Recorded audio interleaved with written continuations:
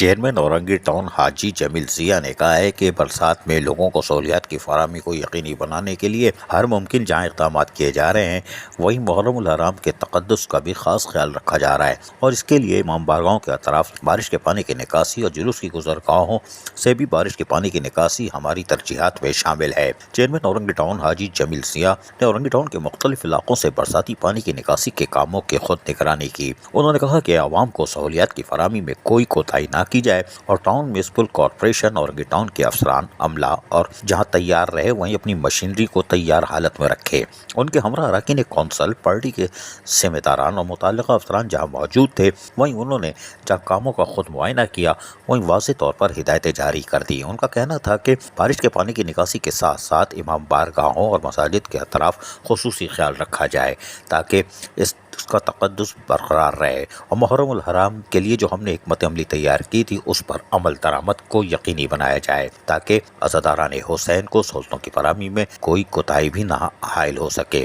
اور یقینی طور پر لوگوں کو پورے اورنگی ٹاؤن کے لوگوں کو بہتر سفری سہولتوں کی فراہمی بارش میں ہماری ذمہ داری ہے۔ عزیز عارف، KBS بلدیاتی نیوز کراچی۔ ایسی ہی خوبصورت ویڈیوز فیوچر میں حاصل کرنے کے لیے ریڈ بٹن پر کلک کر کے اور بیل آئیکن کو پریس کر کے ہم سب کے سبسکرائبر بننا مت بھولیے۔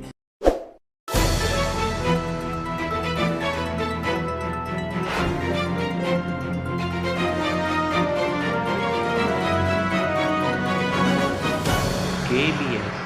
بلدیاتی نیوز۔